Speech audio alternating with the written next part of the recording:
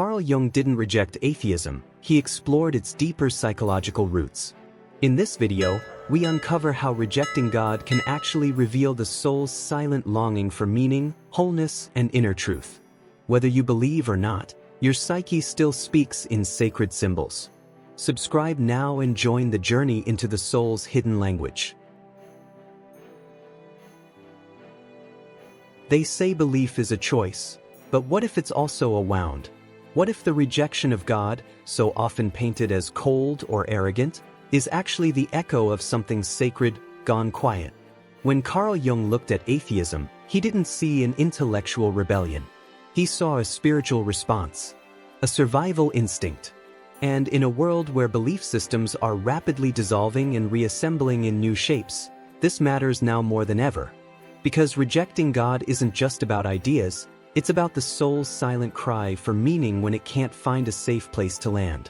Imagine someone who stopped believing after their prayers went unanswered during a tragedy.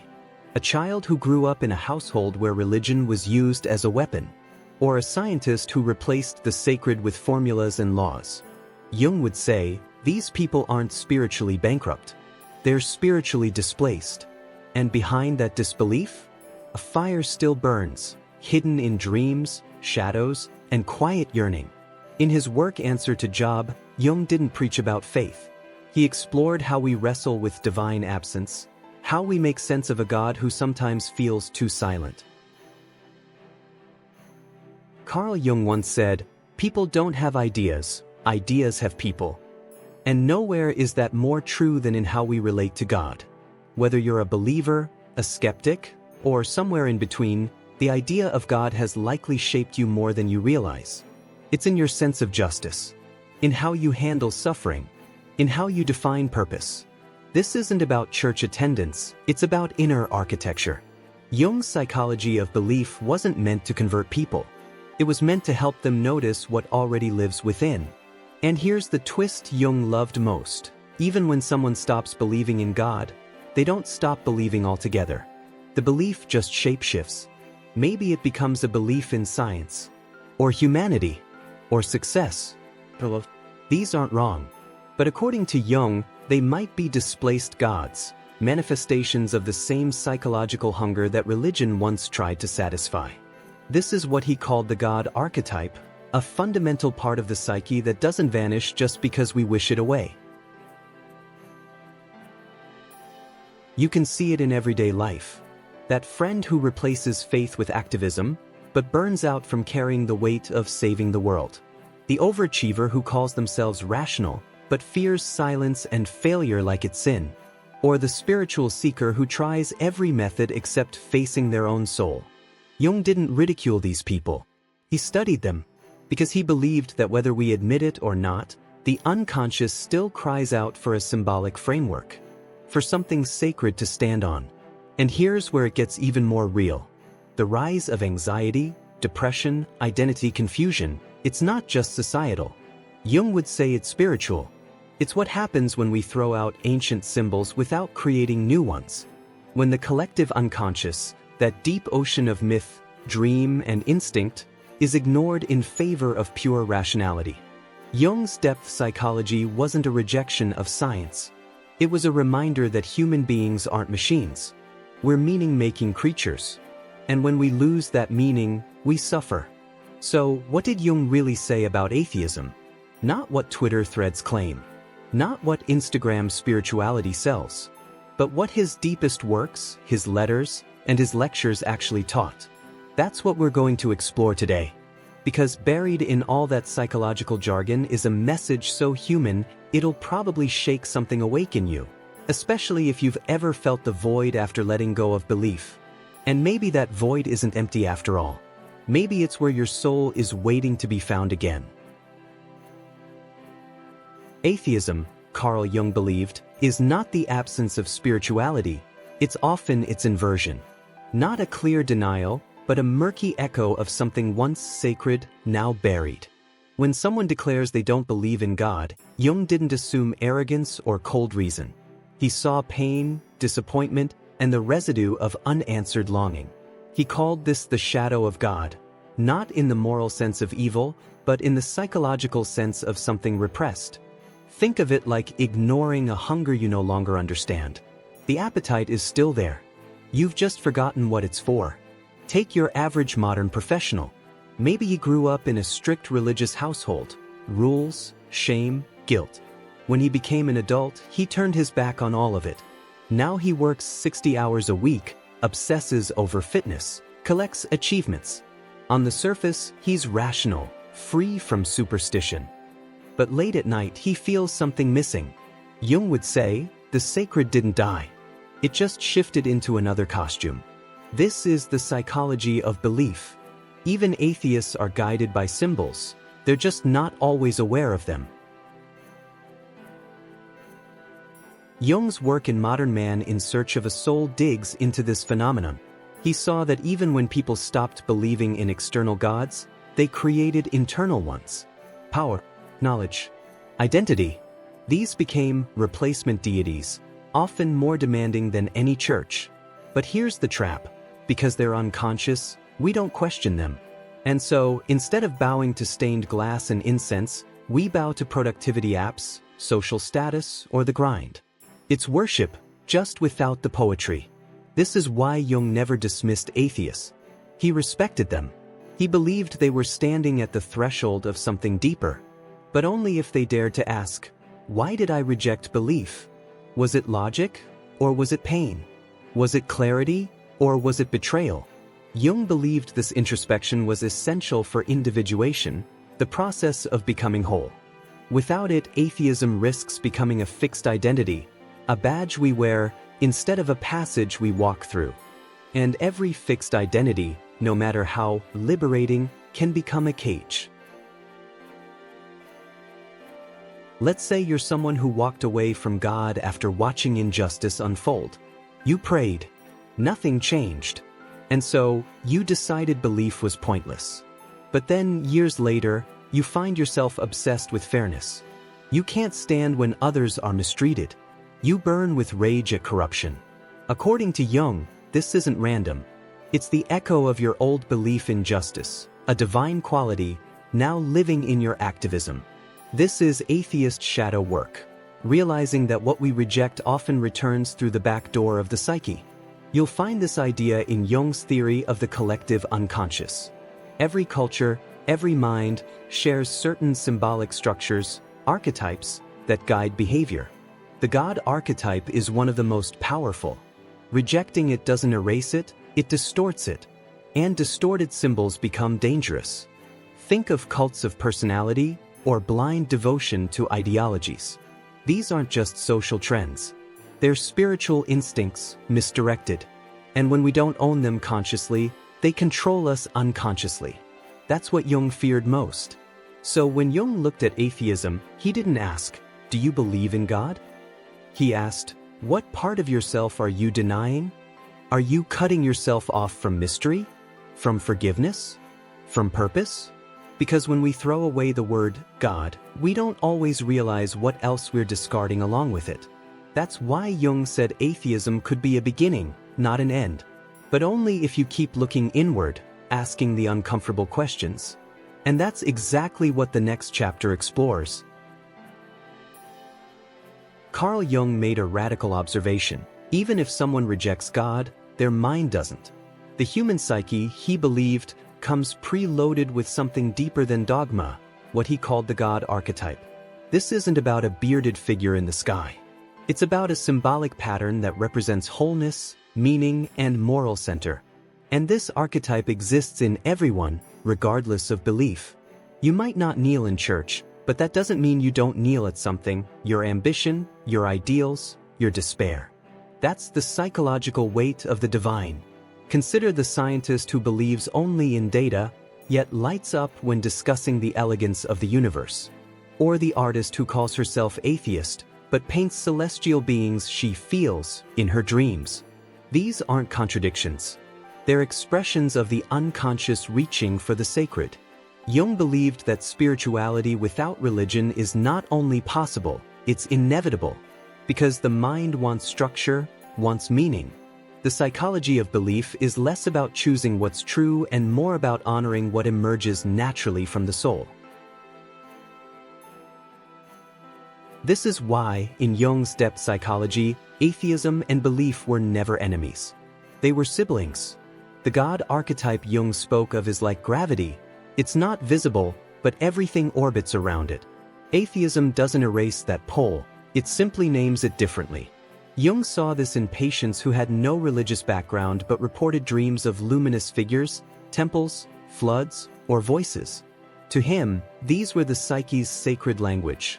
What most traditions might call visions, Jung called messages from the unconscious.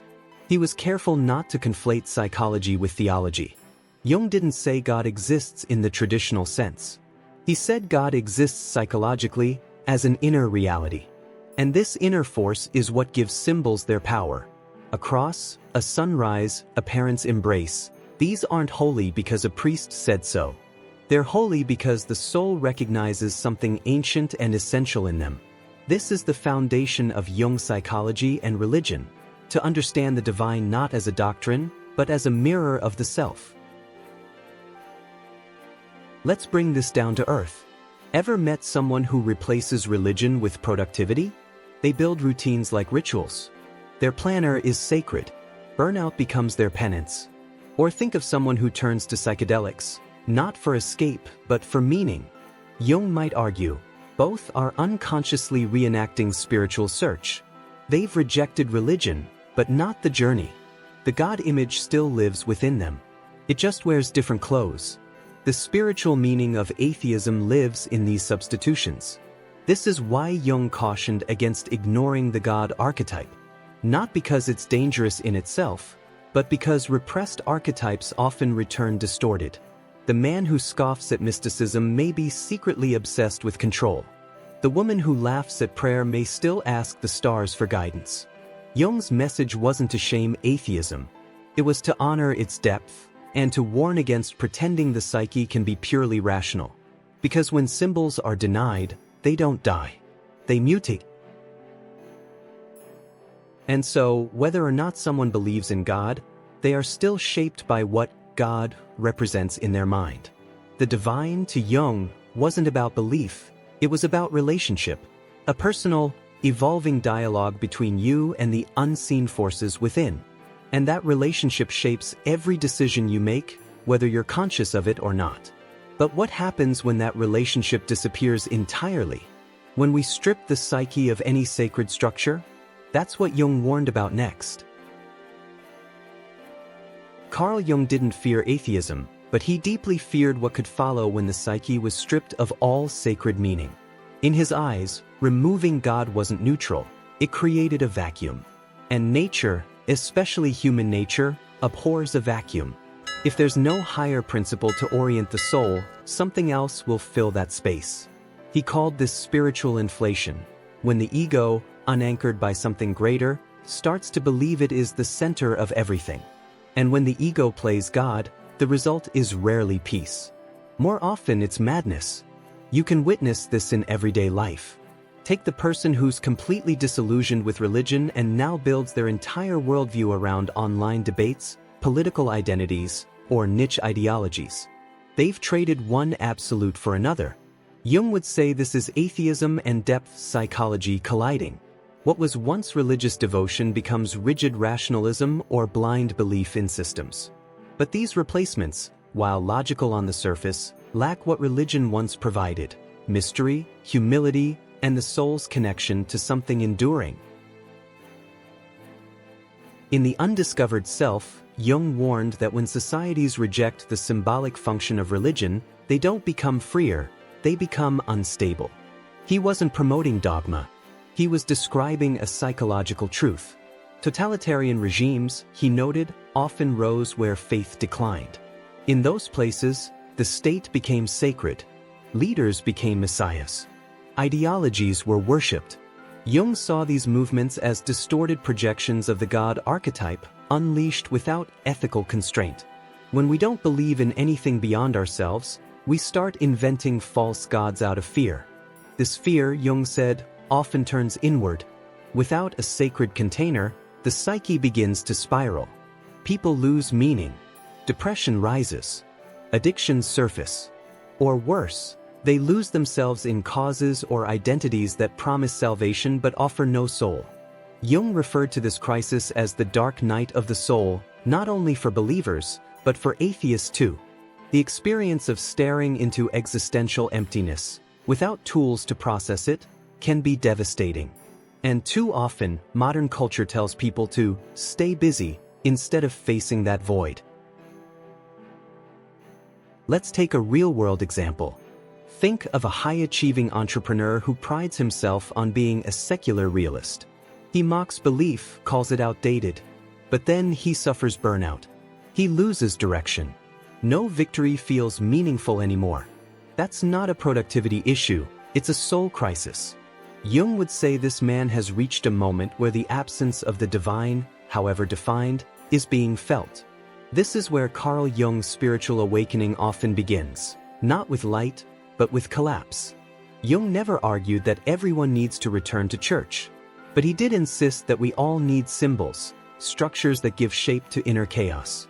These could be found in art, mythology, rituals, or even personal practices. Without them, the psyche becomes brittle, overrun by the ego's demands. And when the ego becomes tyrant, the soul suffers in silence. That's why psychology of belief matters. It's not just about faith in God. It's about faith in something deeper than logic, something that restores balance to the human condition. And so, when Jung warned of the dangers of a godless psyche, he wasn't being moralistic. He was being observant. He saw the same spiritual instincts playing out in therapy sessions, political movements, and cultural breakdowns. But the question remains, if God is dead, as Nietzsche claimed, what comes next? What fills the sacred void? And how do we walk through that emptiness without losing ourselves in the process? The answer, Jung believed, lies in a process every soul must eventually face. For Carl Jung, the goal of life wasn't to become perfect, it was to become whole. And that journey, which he called individuation, always included a spiritual dimension. It didn't matter whether someone identified as religious or atheist. Jung believed that deep within the psyche, there was a force pulling us toward integration, toward facing the repressed, the forgotten, the divine, and the shadow. Atheism, in this context, wasn't a disqualification. It was often a catalyst, a necessary rupture that pushes the soul into deeper questions, into a place beyond doctrine. Picture someone who's walked away from faith and never looked back. They live a good life, but every now and then, strange dreams visit. A storm, a child, a voice they can't explain. Jung would say, this isn't fantasy. It's the unconscious, trying to reconnect the ego with the greater self. Jung and the unconscious go hand in hand here. These dream images aren't random, they're symbolic. They represent forgotten aspects of the psyche, calling for attention. Whether you believe in God or not, your inner world still speaks in sacred symbols.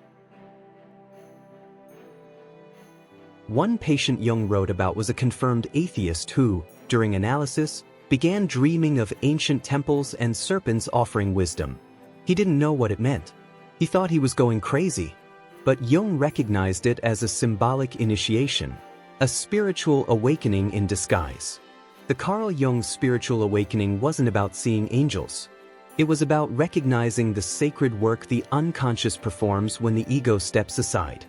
And even when the dreamer rejects belief consciously, the individuation process continues underneath.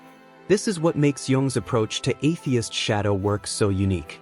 He didn't ask people to believe. He asked them to listen to their anxiety, their longing, their strange inner voice that doesn't speak in logic. He saw that even the most skeptical person still yearned for transcendence, still battled guilt, still searched for purpose. These are spiritual instincts, not religious propaganda. And when we suppress them, we often suffer without knowing why. Jung invited people to reframe these struggles, not as flaws, but as calls toward wholeness.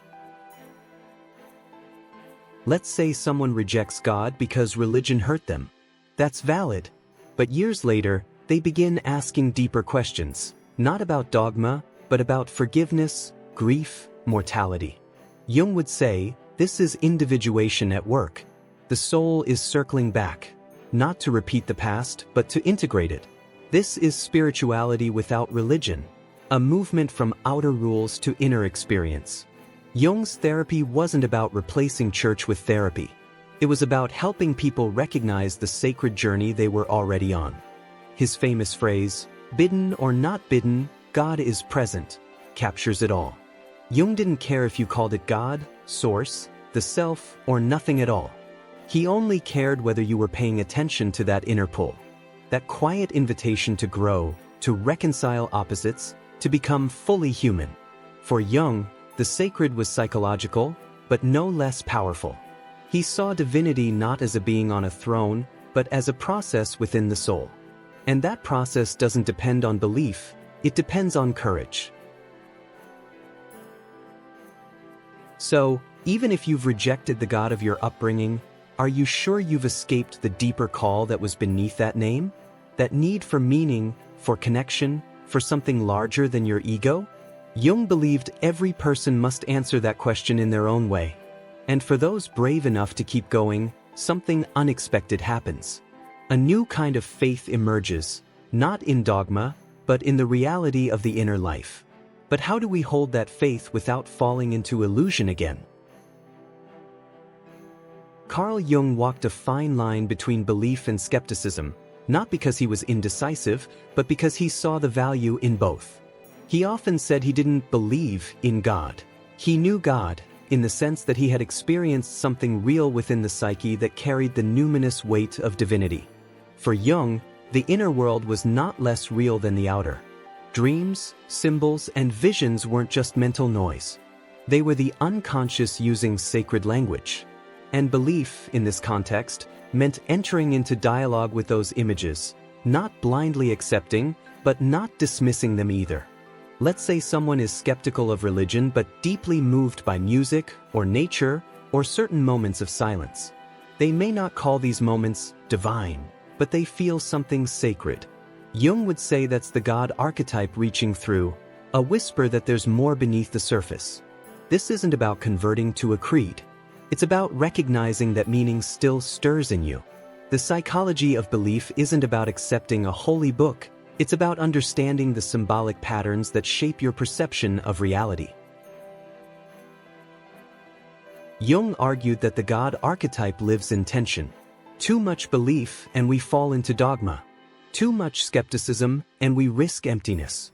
That's why he encouraged a third path, integration. Holding the mystery without rushing to define it.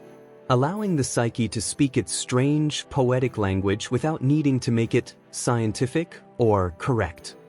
In the atheist shadow work model, this becomes vital. If we repress our need for wonder, it doesn't disappear. It reemerges in obsession, cynicism, or unexplained anxiety. He once said that most people don't suffer from neurosis, they suffer from a lack of meaning. And that applies just as much to atheists as it does to believers. If you've ever felt that nagging sense of emptiness after walking away from faith, what some describe as, "Why do I feel empty after rejecting God?" You're not broken. You're human. Jung would say your soul is asking a question that your intellect alone cannot answer. And ignoring that question doesn't solve the problem, it deepens the wound. Now think about someone who once believed but lost their faith during a personal tragedy. They don't want to believe again, but they also can't shake the feeling that something is missing. Jung would invite them not to go back to religion, but to sit with the symbols that once held power. What did God represent to you? Was it protection? Purpose? Maybe those meanings are still valid, even if the name has changed. That's the beauty of Jung's model. It allows for evolution without abandonment. In this reconciliation of belief and skepticism, individuation continues. It's not about certainty, it's about wholeness. One part of you doubts, another part dreams. One part seeks reason, another longs for mystery. Jung believed wisdom wasn't choosing one side, but listening to both. To walk through life knowing that your inner world has meaning, even if it defies logic, is not weakness. It's maturity. And in that balance, a new kind of faith is born. Not faith in a doctrine, but in the journey of your own becoming. So maybe the real question isn't whether you believe or don't believe. Maybe it's this: are you listening to the parts of yourself that you've ignored for too long? Because Jung didn't think atheism was a failure. He thought it was a stage, a door. And if you're willing to walk through it, to explore what lies beyond belief, you may just discover the most sacred part of your story is still waiting to be told. So here we are, at the edge of belief and beyond it. Carl Jung never wanted to convince anyone that God exists in the way religion says. What he cared about was far more intimate: the reality of your inner life. The part of you that dreams at night, that fears the void, that longs for something more even when your mind rolls its eyes. That part? It's sacred. And Jung believed ignoring it was more dangerous than questioning any religious creed. He saw that spirituality without religion could still carry depth, meaning, and power, but only if you listened. Because denying God doesn't erase the God archetype. It just pushes it underground. And when we bury something that potent, it doesn't go away. It controls us in other ways, through ideology, consumerism, addiction, or silent despair. That's the cost of atheism without awareness. It's not wrong. It's just incomplete. So if you felt the ache of emptiness after rejecting God, you're not lost. You're right where the journey begins. That ache isn't weakness. It's the soul knocking, asking you not to believe blindly, but to explore honestly, to look at your shadows, to confront the pain beneath certainty. That's the real work. That's the path of individuation. And the best part? You don't have to call it God. You just have to listen for whatever name speaks to you in the silence. And maybe that's why Jung's message still matters. Because in a world where everything is analyzed, measured, and monetized, your soul still hungers for mystery, for wholeness, for something that can't be reduced to logic or likes. Whether you're a skeptic, a seeker, or a wounded believer, you are not alone. You're walking the same path Jung mapped out decades ago, the path of becoming. And the sacred isn't gone. It's just waiting for you to notice it again. If this message sparked something in you, don't let it fade. You're not alone in this journey. Others are searching too. Subscribe to the channel and let's keep exploring the depths of the soul, without fear, without filters. Comment below, what does the word God mean to you today? Whether it's light, confusion, silence, or a story, your voice matters. Still wrestling with belief, emptiness, or longing? Stay close. There's more coming. And your soul? It's just getting started.